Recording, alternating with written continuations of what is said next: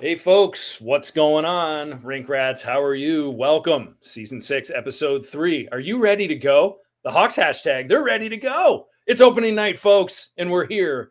It's about an hour till puck drop. Actually, it's about an hour till banner raising ceremony in Colorado that they were gracious enough to invite the world-class Chicago Blackhawks to show up on the ice to get pounded right after they raise their championship banner. And to celebrate that occasion and to talk about the Hawks season, we're here. Andy Campbell, I'm your host tonight. We are joined by some of the usual suspects and some better ones as well. The gatekeeper is here. Welcome, gatekeeper. The co-host, the co-founder, of the Rink. Jeff Osborn, how are you doing tonight, buddy? What's happening? Happy Blackhawk hockey season to you. I'm glad to be back. I'm covering the Blackhawks once again. I don't know if it's a good thing or a bad thing, but I'm going to put myself through it. Yeah, it's going to be a long few months, but we'll get to where we need to go in about 10 years. Ray, Napientek, how are you? What's happening? Welcome back, buddy. How are things? Good to be here. I was happy to turn on hockey last night and be excited to see all the fans at the United Center in a few days. So, and then all the empty seats in Game 2. So it'd be great. Yeah. Yeah, a lot of empty seats, folks. Get your tickets on StubHub. Don't pay face value for what you're going to see this year. We know that. And Sean, speaking of fledgling clubs, before Lelouch got his act together in Bull Durham, you know, they had a thin crowd as well. Is that why the Bull Durham hat tonight, Shawnee? Welcome, Sean Fitzgerald. Thank you. It's actually not Bull Durham. It's a classic Denver Broncos hat. Oh, you fooled us all. That I bought when I was in Colorado for 8 wonderful days this past summer. I figured, you know what? The Blackhawks are going to be a fledgling team. The Denver Broncos are a fledgling team. So why not show unity, at least with some sort of Colorado tonight? I can't root for the Avs, so I'm going to root for the Broncos because they stink just like the Blackhawks. Okay, that's totally fair. We like it. Well, welcome back, Shawnee. Great podcast analyst. And it's good to see you again today, my friend. Before we begin, just a quick shout out to our sponsor that we've done before. We've got Puck Hockey. And I've already forgot to even put it on the bottom. So it's not even a banner, but Puck Hockey, Puck, HCKY. There it is right there. All in caps. Use discount code The Rink. 10% off. $100 free t-shirt. They should be giving out free t-shirts in the United Center to anyone who shows up for the game. But in the event that they do not, we've got discount codes for some great Rink Rat wear. So at any rate, we are about to talk, folks. We've got a lot of interesting stuff going on with our beloved Chicago Blackhawks, most of which will probably not be anything in the win column. That much we've established to date. So we're going to try to post a tweet. We have no idea if this is going to work or not because our technology is somewhat limited. It does not, but we'll try it again one more time. But essentially, the starting lineup tonight is a fascinating one, to say the least. Okay, so who do we got in the lineup tonight? Let's rattle off these lines, folks. Our new buddy Domi. Max Domi is going to be centering Patrick Kane, and if someone can pronounce this name, I always fail. Athenas. Go ahead, Ray. Well, that looks like a job for me on that one. Clearly. No, I purposely did not ask you. I know this name. What? I just go with AA. Like Athanasiou. There it is. Yeah. Athanasiou. Listen to this. This is the top 4 going tonight. Athanasiou, Domi, and Kane, Tyler Johnson. Jonathan Taves. Everyone remember Tyler Johnson? Yeah, he's still in the Blackhawks. Jonathan Taves, Taylor Radish. Kurashev, who somehow is like a senior member of the Blackhawks right now. That's interesting in itself. Is being Sam Lafferty is going to be centering him with Mackenzie Entwistle, made the club hustler. He's going to be on the third line. Then you got Mr. Blackwell, late season acquisition. Kyra in the middle. And Buck Robinson. Is it Buck Robinson? Is that his name? Mrs. Buck Rogers. Buck Robinson. Dominique Robinson. The guy that they got from Anaheim. Yeah. So Buck Robinson. Is that his name? Or Buddy Robinson. Buddy there Robinson. It is. I'm sorry, folks. It's been a long I'm summer. sorry. He sounds more like a NASCAR driver than a hockey player. No, you're thinking of Buck Brotherton from what's that movie? Days of Thunder. Buck Yeah. But Buddy Robinson is going to be anchoring that fourth line tonight. And I mean, when you say Buddy Robinson, it does sound like Office Space. You want to be like, hey, Peter, check out Channel 9. You know that. So anyway. Bring you home and watch Kung Fu movies. Yeah. Sorry. So now, lo and behold, Buddy Robinson might have the game winner. So then you got on D, a golden smoothie, Jack Johnson, who's on a 1-year contract, watching a banner be raised by his former team. Seth Orr, that Blackhawks fans know him as Seth Jones. We call him Seth Orr because wearing number 4 and was way overhyped. Mr. Tenorti, who's a late acquisition by the Blackhawks to ensure that some rookies don't play. Connor Murphy, we know him. He's pretty good. What's Roos's first name again? Golly, am I Philip? Philip Roos. I believe it is Philip. I'm curious about Philip Roos. And then Alec Regula and Mrazek and Neck. Vlasic is out after blocking a shot, which is too bad because Scott Powers talked about him as possibly a breakthrough player for the Blackhawks this year. Spent time at Boston University and now seems ready to play. But what a lineup, boys. Ray, how are we feeling about tonight taking on the defending champions? First thing I chuckled about was who was going to play on the penalty kill. I'm not thinking, wow, this lineup's going to win. The only thing would be if everybody's just staring at a banner and maybe they get off to a slow start. You know, the banner raising is always an emotional time. We've seen teams go through that. But my thought was, man, I want to watch Colorado's power play and kind of see what happens. It does stink that Vlasic's not playing. I think he is somebody that's going to – I always kind of call him a Jalmerson Jr. He's working on his skating, gotten a lot better. I think he's somebody that's going to probably end up being somebody that can play that middle pairing and, 18 to 20 minutes a night. He uses his reach really well. But other than that, man, you're just kind of looking at it going, this could be comical very fast. Yeah, it's going to be tough. Hey, Shawnee, question for you. Gabriel Landeskog is not in the lineup tonight. He's on the IR. Does that make any difference this evening? No. Cool. This team. Awesome. So I put it out on Twitter earlier. This team is constructed to fail. Mm-hmm. Unlike the last previous years, like they told us, they just failed because they were bad. But this team is purposely bad. Yes. So it's not going to matter who Colorado rolls out there tonight. They've got some professional players on the roster, but they're so bad. It's not going to matter. They could average below 2 goals a game this season. That's on offense. That's how poorly constructed they are on offense. And that's before Patrick Kane says enough is enough and leaves town. Yeah. He might say enough is enough by Thanksgiving. He might. This could be pretty He quick. might be like the freshman couple that go away long-distance relationship. They break up at Thanksgiving. I'm going to have to marinate on that one for a minute. Come on. No, it'll come to me. Gate, Gate, first of all, thank you for posting the lineup in the background. Is there anything you're looking forward to tonight or this season at all? I have actually been an Andreas Athanasiou fan over the years. I know he hasn't lived up to what, he was supposed to be, but I like his speed and his size, so that could be fun. He can cook. He can definitely cook. He's fast. No, and I don't mean in the kitchen. I mean, he forget it. Continue. You don't mean like Russell Wilson cooking for the Broncos? Yeah, he's fast. He's fast. That's what I'm saying.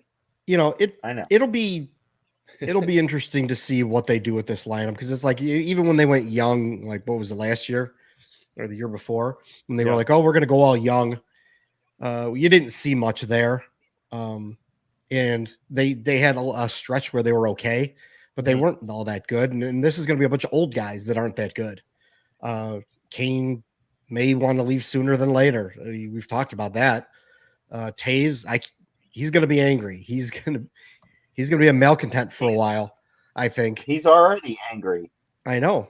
I want to see what the goalies excuse me. I want to see what the goalies are going to do.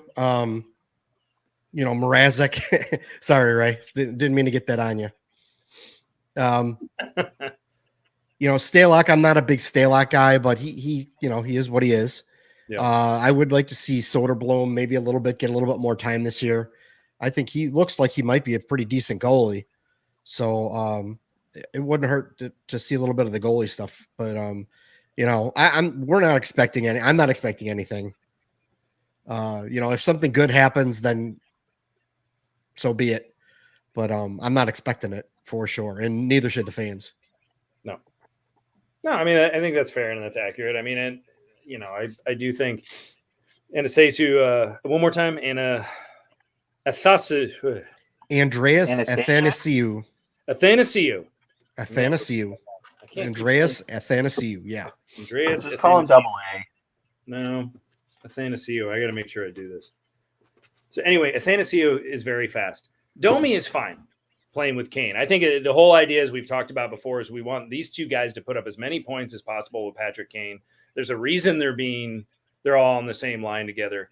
Make sure that they're scoring, make sure that their production's up. And so someone will overbuy them or overpay for them before the trade deadline. And then you just keep stockpiling picks. Two Brandon Hagels right there. Everybody will say, I can't believe we're getting rid of this guy. And then 60 days after the trade, you're going to go, what was that guy we traded again? Yeah. Let them score 20 goals each. And then I want to say this too. I think the fans are going to fall in love with like Colin Blackwell. He's one of those, grit and dirt and, kind of like a less talented Lafferty, maybe. And they already love Lafferty. Yeah, I know, exactly. And then I think they're going to love Colin Blackwell. And when the time comes and someone might want him for the playoff run, like happened last year, because I saw a lot of Colin Blackwell with the Kraken. And he's a fine fourth line player, but that's all he is. And he's replaceable. And people are going to get, hung up on that as well. Yeah.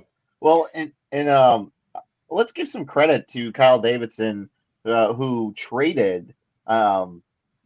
He's made a lot out of nothing. Like Brandon Hagel, they traded him for the 2 first-round picks. He traded Gates, punching bag recently, Riley Stillman.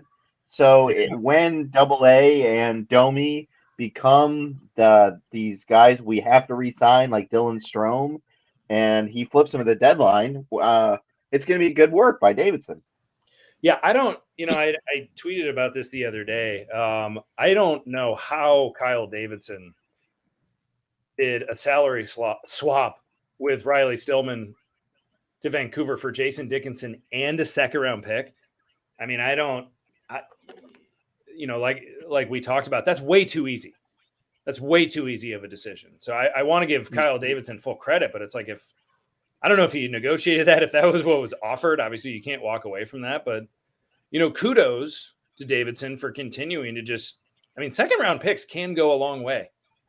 I mean, they can. They might not. More often than not, they don't turn out. But we've had second-round picks like guys like Brandon Saad, Duncan Keith, Dave Bolin. Those guys are all second-round picks. Corey Crawford. DeBrincat. I mean, second-round picks are really good things to have, and they are certainly more valuable than Riley Stillman, and you are salary swapping with Jason Dickinson as well. So, well, and also too, you have to look at like a team that can now potentially develop players. The problem before is Stan Bowman would get second-round draft picks, and he couldn't develop anybody.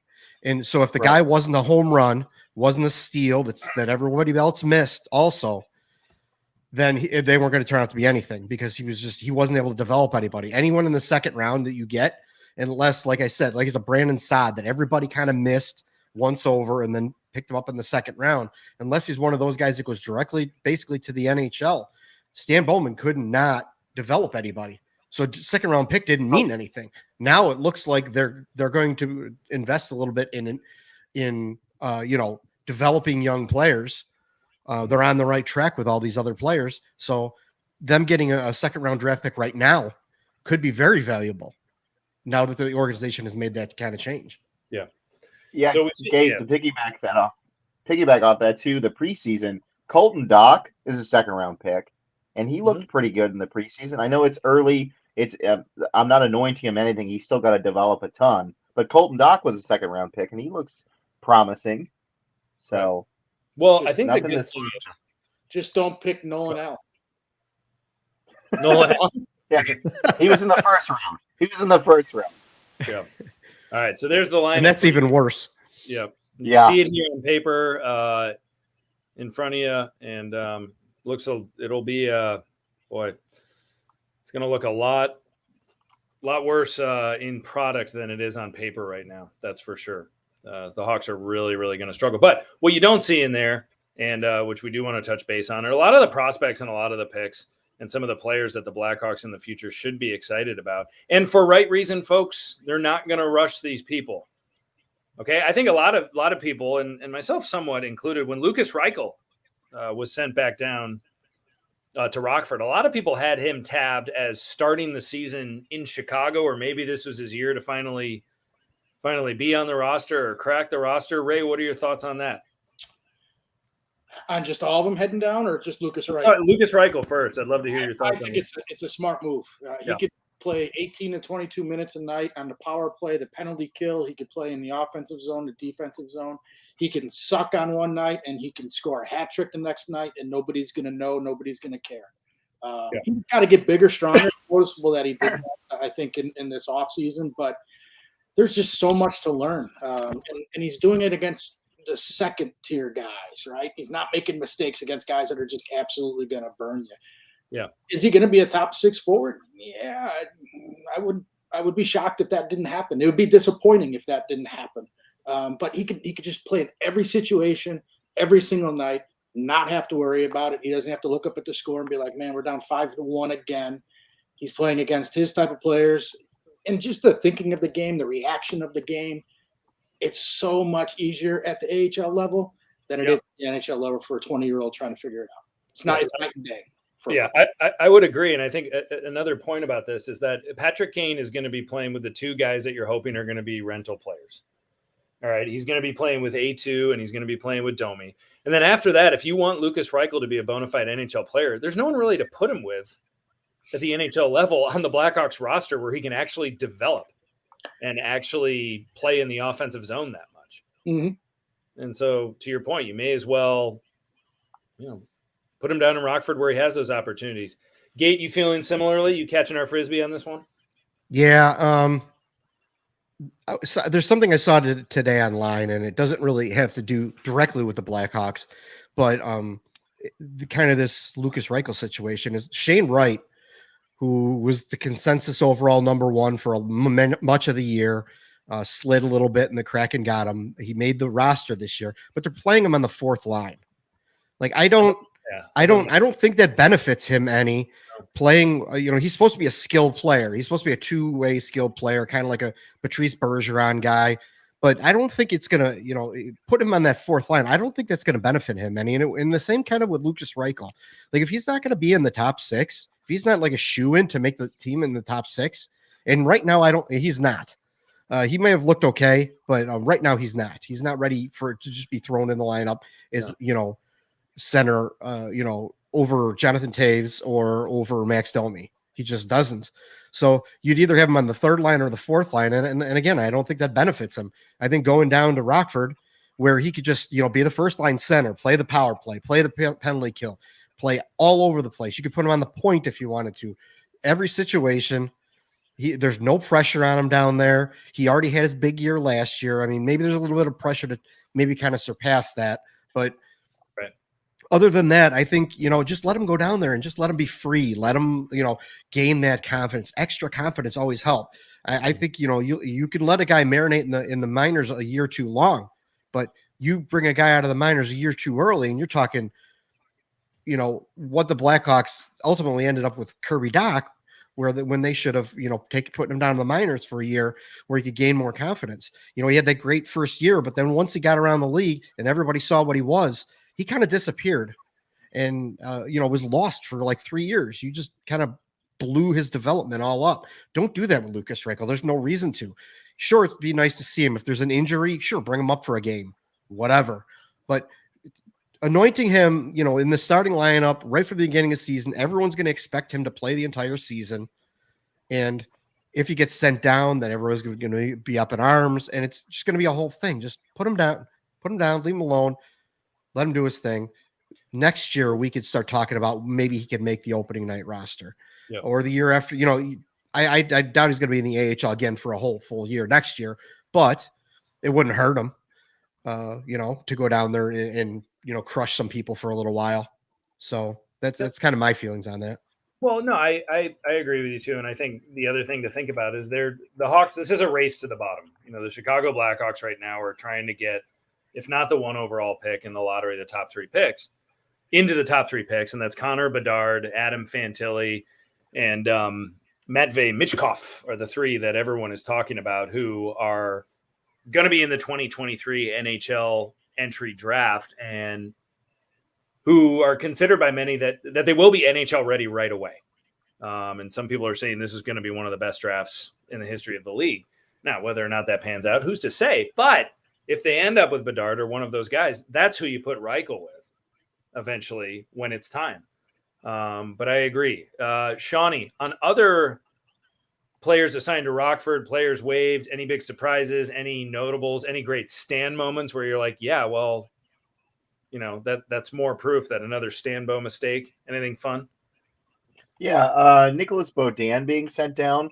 Yeah. I thought if he was going to make the roster out of, what I've read, everybody said he had a great year at Rockford last year. He played really well. He was able to play top pairing minutes. Yeah. He seemed to have his game to have grown.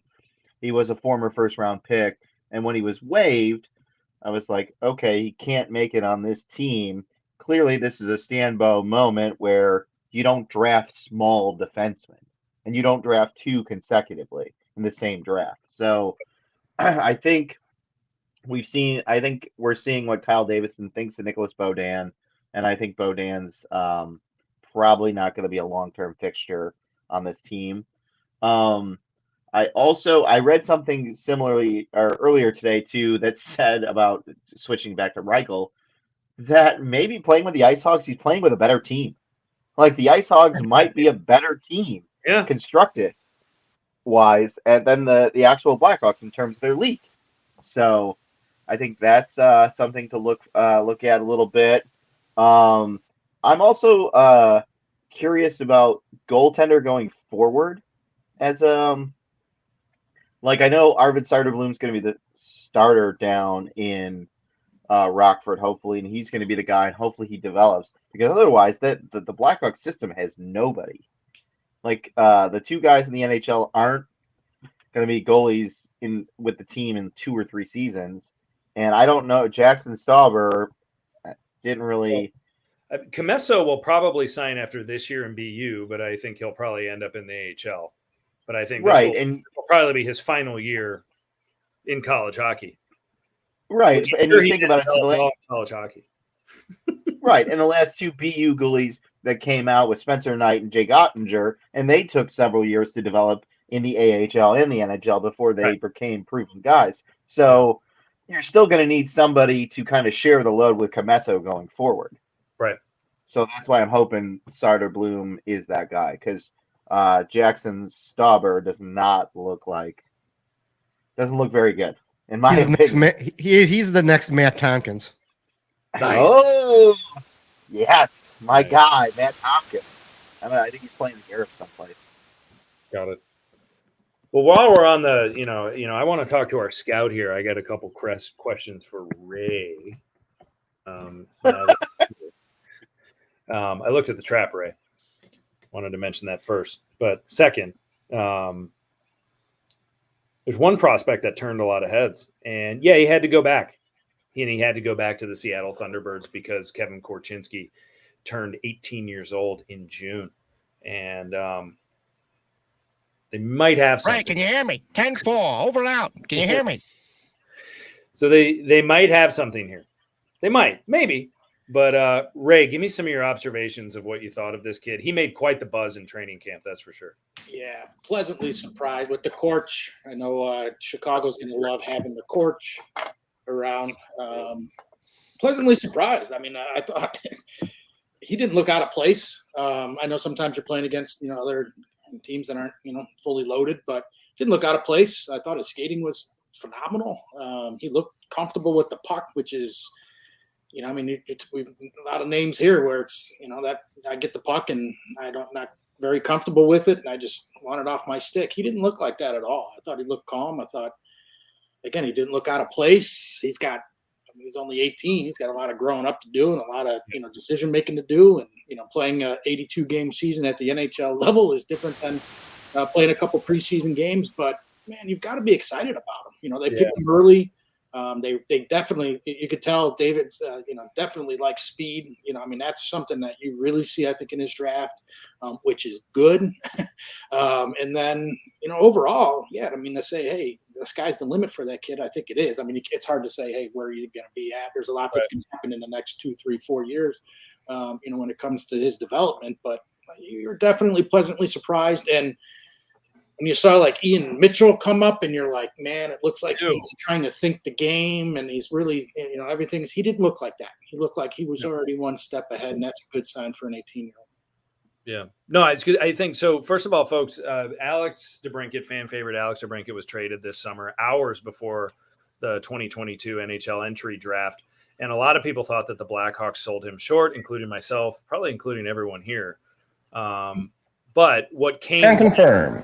Yep, but what came back in return was that 7th overall pick, and that was Kevin Korchinski, this defensive prospect who I like him in double nickels. I think that's a nice number. His skating looks effortless. He's a smart player. It just looks like the game comes to him naturally, and with the right development, they might have something. So when you watch Alex DeBrincat score 30, 35, maybe even 40 again this year, it'll be easy for some people to come to the conclusion that the Blackhawks lost that trade, and we just don't know yet. But Gatekeeper, did you feel the way that we do about DeCorch and what he brought? Yeah. Are you excited about this guy? Mildly excited right now. There's a long way to go. It's a long road. He even if he were to sign his entry level contract and everything and play here next year, like I think he should possibly, if he can play in the AHL. I don't know when his birthday is, but like maybe get some time in the AHL. Just don't rush him. There's no reason to bring him here. Like you come up here, he's going to get run past and run over. No, against true NHL players. He was playing, against a bunch of guys. Half of them may be working at a car wash right now. That's who he's playing against in the preseason, and it's nothing against his talent. I think he looks really good. I think he's working at a car wash. Yeah, I think he looks really talented. I think he skates really well. He shoots well. He's quick.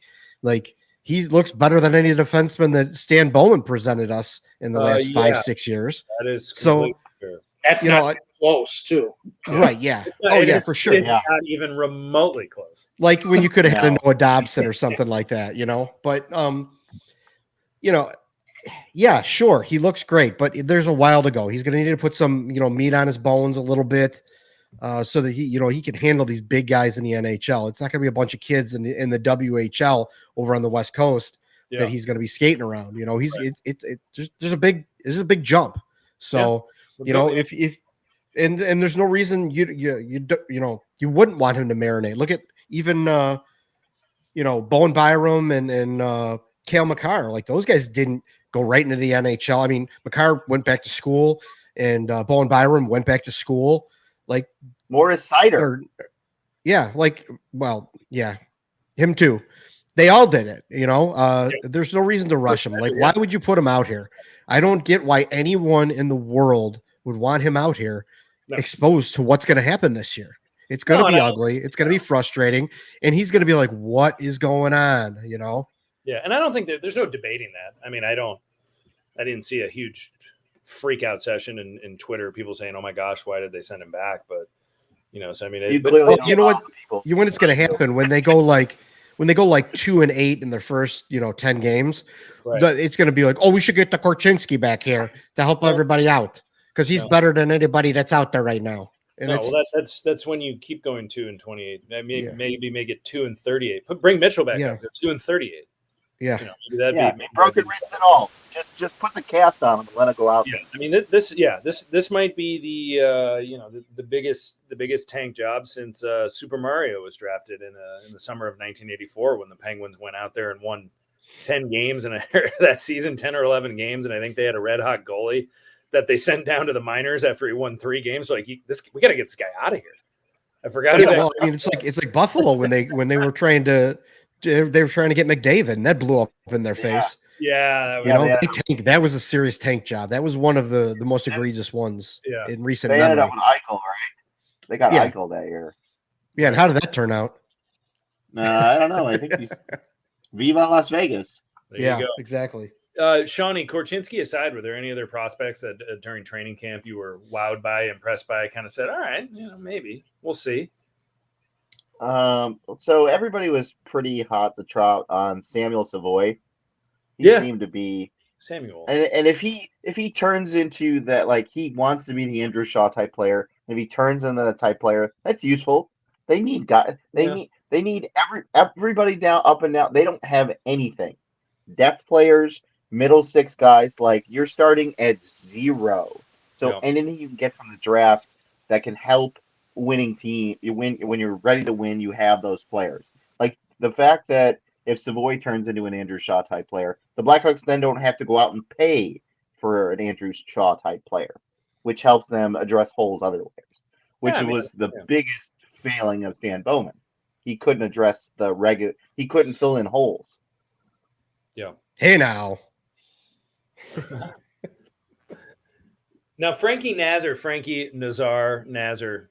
14th overall pick that was acquired in the Kirby Doc trade. Also that happened on draft day, maybe an hour after DeBrincat was traded, is at the University of Michigan right now. And there were a lot of questions, or maybe not one. There was someone very worked up on Twitter, very worked up that he was not, and who will remain nameless, who, why was he like George Costanza the summer of George? Yeah, it was very impressive.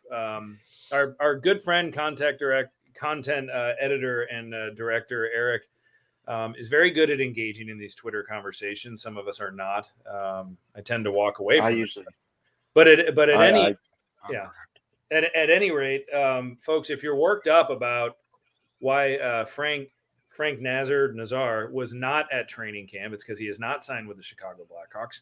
He is in school. He is playing NCAA hockey. And the huge debate on Twitter that one day was, is NCAA hockey some sort of dumping ground and horrible for this guy's development because he was not spending 2.5 or 3 weeks or what have you skating with guys who, as Gabe mentioned earlier, might be washing cars right now. This aggression will not stand, man. Man, you don't go dressed like that on a weekday, do you? Are you employed? Not too good, man. So at any rate, folks, Frank Nazar is playing at the University of Michigan this year where he's going to do just fine. All right. So don't worry about his development. Yes. Major junior hockey. A lot of great NHL players play major junior hockey. A lot of great NHL players come out of the NCAA ranks. And if you're playing at the University of Michigan and you're a college hockey player, it is the equivalent of playing at University of Alabama in football. Okay. Every year they are littered with first-round picks. There are more first-round picks that are about to be drafted that are in the U.S. Development program that are probably on their way to Michigan, and a generational talent who's a freshman who's going to go in the top 3, Nick Fantilli. So, folks, don't worry about Nazar. He's fine. He's at a great place, becoming a great hockey player. And when it's time for him to join the Blackhawks and sign with them, who knows? Might be this spring. Maybe he'll stay 2 years at Michigan. We don't know, depending on how he does.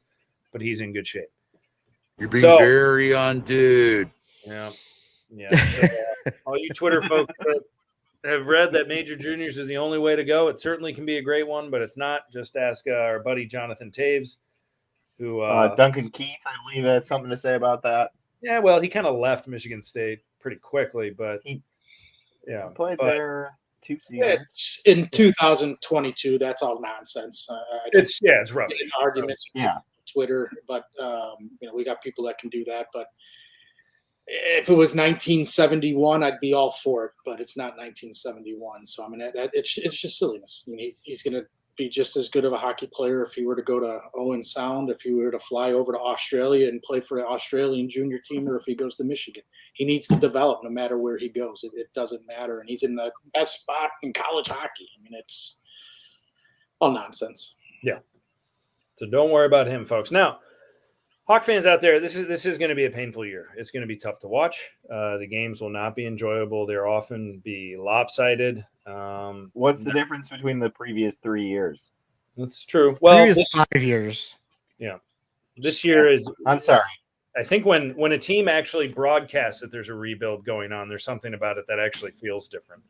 It is, in fact, a race to the bottom. We are hoping, and the organization is hoping, that this team will be as bad as they can possibly be.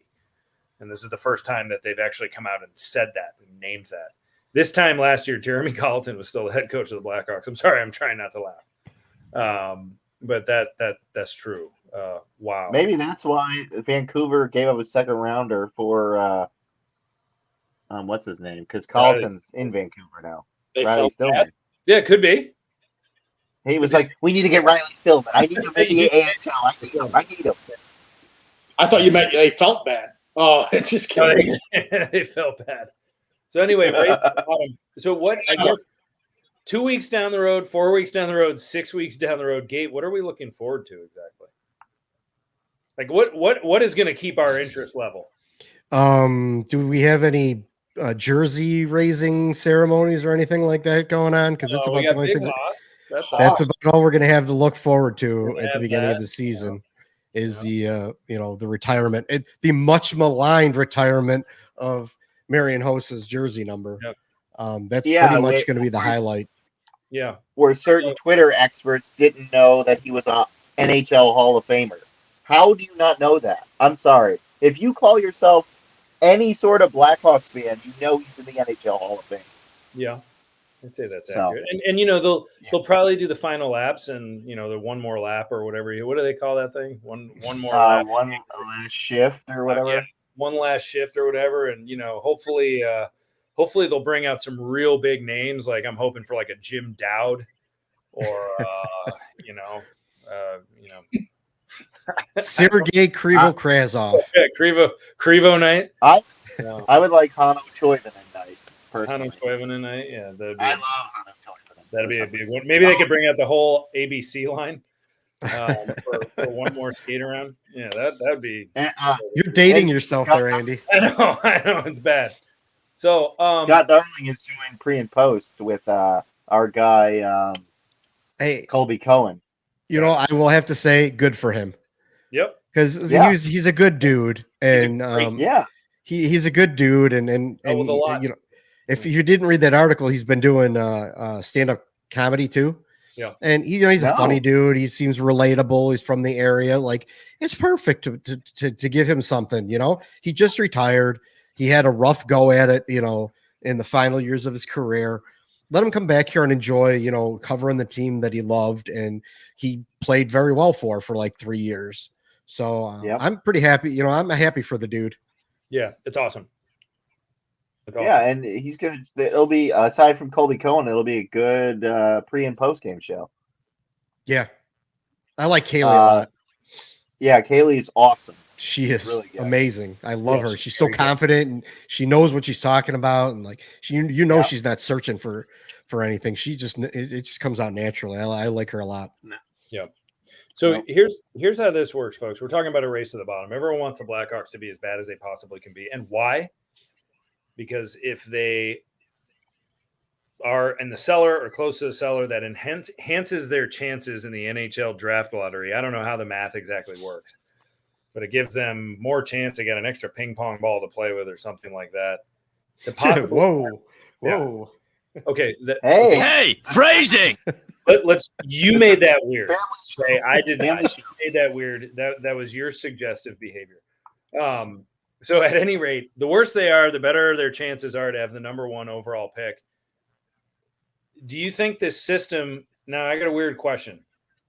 Are the Blackhawks going to benefit because they're a big market team and people want them to have the first pick?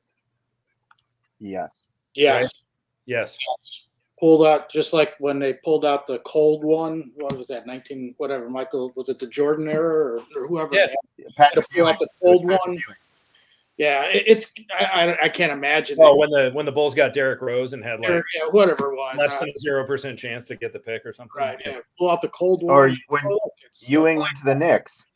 You would think, right? I mean, it only makes sense. I know everybody thinks stuff wouldn't happen like that, but in the world we live in, there's nothing I couldn't believe wouldn't happen. So why wouldn't they say, hey, let's get them in Chicago instead of Arizona, playing in a 5,000 stadium, for 2 So there's 3 teams that are considered that many consider that are kind of in the race to be the worst team in the NHL to have the best chance of the number 1 overall pick. It's the Chicago Blackhawks, the Arizona Coyotes, and the Seattle Kraken are also in that conversation. They don't put the Canadians in there either. Canadians too. Yeah, sure. You can put the Canadians in there. We can expand that to 4 Canadians, or I actually think Martin St. Louis is going to make the Canadians better than people anticipate. Their defensive unit is pretty grim. But hey, I'm looking tonight. There, I already saw that Cole Caulfield is on pace to score 50 goals. So there we go. There it is. So I think that give them the heart. So at any rate, I mean, there will be surprises, but the bottom line, and I've said this over Twitter, I'm going to mention this: the Arizona Coyotes, they're a problem with the NHL.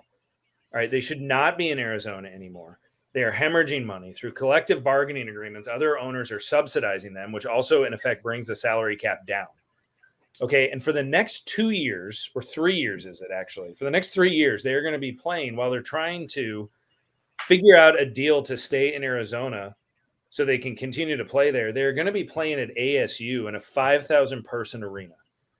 Connor Bedard is supposed to be a generational talent, maybe the best number 1 overall pick, people are saying, since Connor McDavid. There's no way the NHL can let this happen. You cannot put him in 50% of his games in a 5,000-person arena. Yeah, but have you met Gary Bettman? Yeah, well, that's the problem with Gary Bettman. He's gonna. The thing about him is, though, it's a mistake. He will never acknowledge it. Right, exactly. He's going to try and keep making Arizona work until it finally works, is what he wants to do. So I could see, I could honestly see him saying, we have to get Connor Bedard out in the desert to build that market out there in Arizona. Man, I think that's the dumbest thing that could happen. But we're talking about the NHL here. Have you seen some of the idiotic, decisions that they've made? In some of the directions they've gone in that have just been completely stupid. This could be another one where he doesn't want to move this team. He wants to build the market out there, get him Connor Bedard in 2-3 years when Austin Matthews is a free agent, get him out there too. And then Gary Bettman is the big hero because he built that market out there, and they can go ride off on the sunset after his last great hurrah. I don't know, Ray, what do you think? If you're Bedard and you're picked by the Arizona Coyotes first overall, do you pull an Eric Lindros? Eric Lindros, you took the words right out of my mouth. Yeah, you don't put the jersey on. You say, I'm not playing. Do I still have college eligibility? I'm not going. I'm going to sign with. Don't draft me. I'm going to North Dakota. No, even better, have him go to Arizona State. But yeah, it would just be, hey, I'm going overseas, right? I mean, I decided to play club for Arizona. Right? Hey, I'm going to go overseas for a year. So sorry, I'm going to go play with. I mean, that could be a real situation, though. I mean, I know we're months away from it, but if I'm Bedard's agent, I would be like, dude, if you get picked, I would not go. Like, I don't know what you do in that scenario. Right. Don't pick me. Other sports do it. Why not here? Yeah. That's a long time ago, but hey, I'm going to go overseas. When John Elway was drafted, he called Indianapolis and said he wouldn't play for the Colts. Yeah, I told you I wasn't going to play, and now you got nothing. You'd be better picking your 250 ranked prospect than me because you're going to get more out of him than you are me. I'm going overseas. Yeah. So if the Blackhawks do end up in the top 3, which is the ultimate goal, they will have someone nice. Mm-hmm. That much we know. Nick Fantilli at the University of Michigan. According to some people on Twitter, that's a terrible place for him to be right now. But he's awesome. And what's the other one? Michnikov? Is that his name? Michnikov. Yeah. So that's the other one who's. That would be the thing if Stan Bowman was still here. He'd get the first overall pick and he'd pick Michnikov, and then we'd have to wait for 3 years for his contract to be up at the KHL for him to even show up here. Yeah, that would be a typical Stan Bowman situation. Well, Stan Bowman is. I don't know. It would be like Cal or something like that.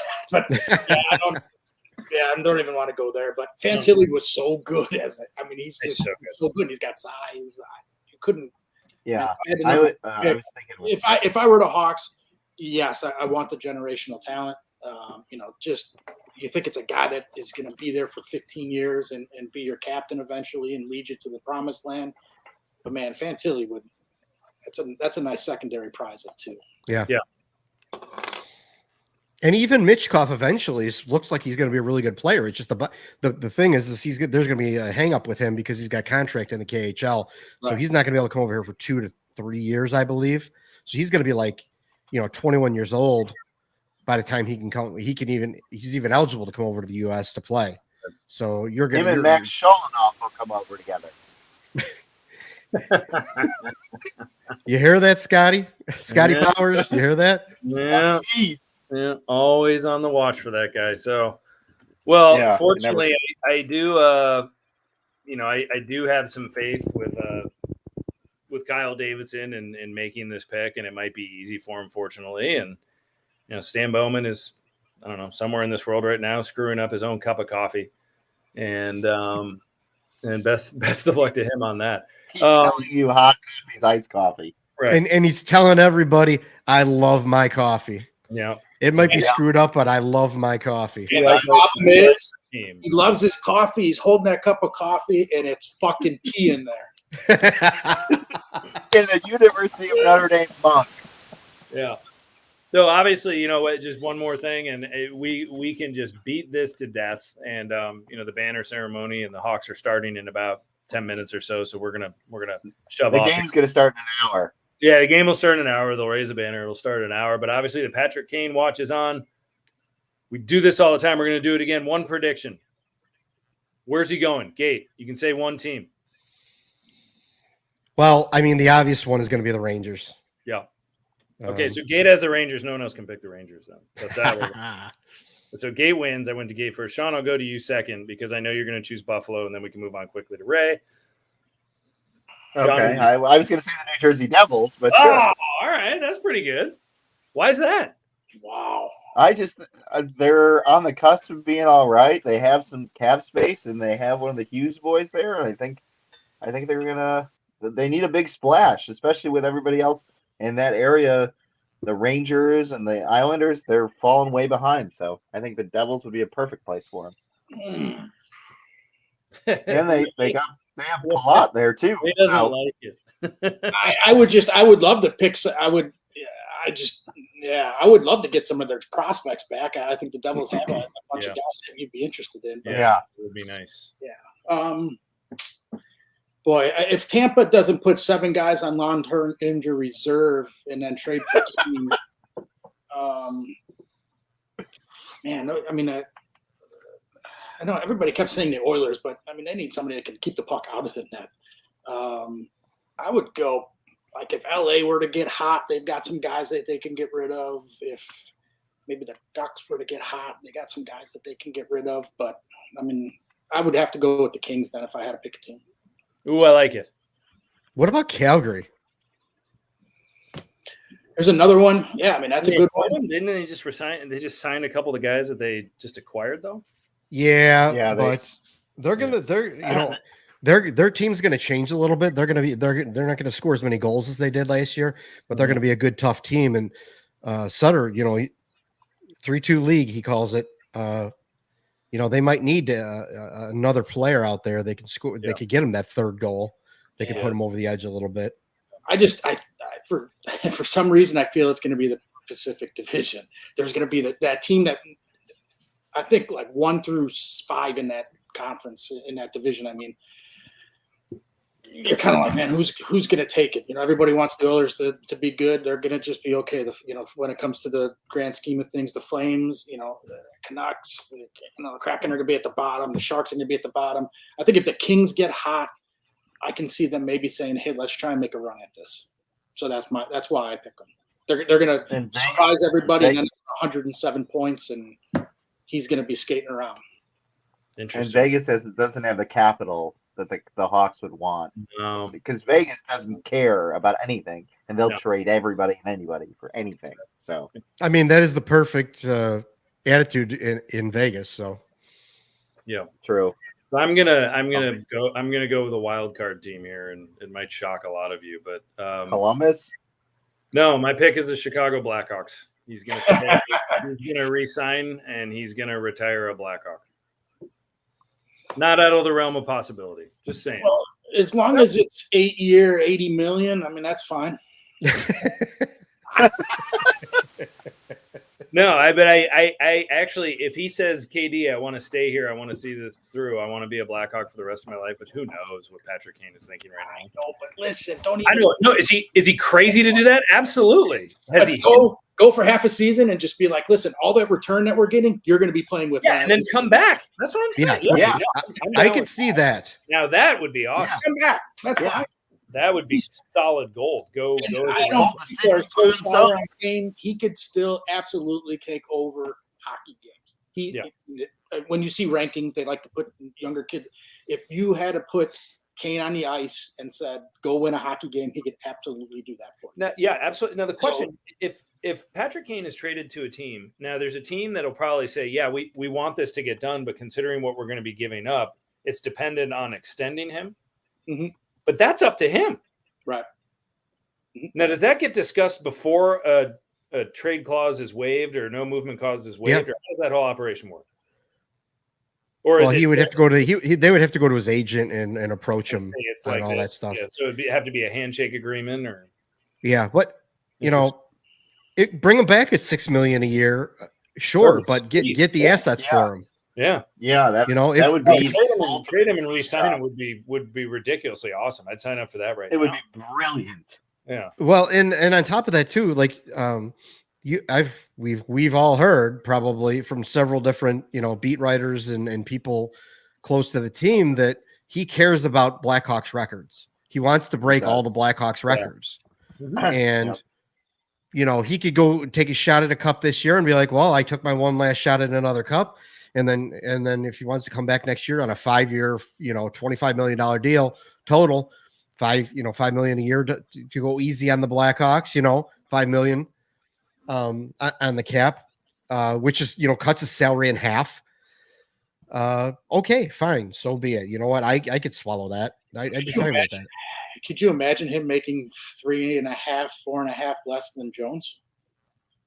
Well, at 34 years old, you might not have he might not have a choice. I don't know who's going to pay him a lot more. I mean, they may pay him $7 million, but he's not getting 10. I'm just saying, not for more than a year or two. I'm saying as a fan, can you imagine? Yeah, I know. Oh, I know. I completely agree with you on that one. Like that one, we got Bowman on that one. Yeah, and then there's Taves, but I don't want to get too into that right now because that's a trickier one. And again, we do this at the end of every show because we're all wondering when Taves just on Instagram said something to the effect of "still such an honor to wear this jersey." It's his 16th season in Chicago. Patrick Kane's as well. It's crazy. What I was thinking. Right after Kane and Taves were both drafted and they came in as the new hot people. Yeah. Who would have guessed that maybe Patrick Kane was the one who was going to end his career with the Blackhawks and Jonathan Taves wasn't? Yeah. Especially with all the turmoil around Kane early in his career, you never would have thought that. I mean, he was the captain from the time they drafted him. They pretty much anointed him captain right then and there. Mm-hmm. Yeah, he was the captain in NHL history at the time. And all the trouble the Kane was through and all that stuff, like who would have thought that it would have turned out this way? It wasn't just that. I mean, a year or two after the Hawks first won the Cup in 2010, there were a lot of Kane trade rumors. He's one-dimensional. He doesn't play D. His skating wasn't as good as it was in 13, 14, 15. I remember people were saying maybe it's time to move on from this kid, and then we can win another Cup if we deal him now. That would have trade him for who's the goalie out of Buffalo? Ryan Miller. Ryan Miller. Yeah, Ryan Miller. Who had a great career. I don't know how I would have had to get not a Patrick Kane career though. Yeah, I would have had to get a King's ransom and then two more after that. He wins. Ryan Miller a Hall of Famer? I know he's not been inducted yet, but no. Man, I don't know. It's debatable. He was at the top of the game for a couple of years there. He was one of the best goalies in the NHL. He won 391 career games. That's a lot of games. He had a career NHL save percentage of .914. Yep. That's pretty good. Yeah. He's on the like you get a year where there's a weak a weak crop of people. He could get in. Yeah. I don't think he's a strong first ballot guy, but No. he could slip in there. Yeah. Yeah, and he has a Vezina. One Vezina. Yeah. Yeah. And he arguably played one of the greatest goaltending performances in that Olympics in Vancouver. Yeah, He was unreal in that tournament. The only reason they were in the game. Yeah. Yeah. And he was just so, I mean, you could maybe he was consistently good. I don't want to just say consistent because you could say a lot of goalies are consistent, but he was so consistently good. Like you knew what you're getting out of him every year. Yeah. So, I mean, he's definitely, like I think it was Gates said, but, maybe not that first ballot guy where you want those to be your special type players. But, man, I think he's close. That's for sure. Gotcha. Yeah. All right. Consistently good. Very consistently good. Well, I'll tell you what won't be consistently good this year, but consistently bad are the Chicago Blackhawks. So on that final note, that was beautiful. One last shout out. Yeah, one last shout out to our sponsor, Puck Hockey, PUCKHCKY.com. Discount code the Rink, all caps, 10% off. $100 gives you a free shirt. And we are going to move on, folks. Blackhawks hashtag is ready to go. Are you ready to go? We're not so sure, but I don't know. It's something to follow, and here we go. The race to the bottom. So good catching up on the Hawks and some prospects. And folks, as you just heard, we're always up for a conversation about Ryan Miller. If we ever want to get on that. But thanks, fellas. Any parting shots? Awesome. Go Hawks. I just saw Randy Johnson used to keep a bag of balls next to his bed to throw at home invaders. Yeah. Well, I'm not sure how to follow that. I am. But I want to. Okay, I am sorry for my outburst earlier. I came at you with a lot of anger, and that was unnecessary. Did you know I was once? I saw Ric Flair in person. Yeah. No. Really? If the penalty kills over 70% this year, I'll be ecstatic. Nice. There you go. Yeah, well, folks, folks, interesting to see that new penalty kill. As Rachel Phelps in Major League said, we've been losing. What I want is for us to finish dead last. So here we go, folks. Let's finish last. All right. Great to see you all. On behalf of the Rink members, Shawnee, Gate, and Ray, I'm Andy Campbell. Have a great night, everybody. And go Hawks. Kind of, but not really. Take care.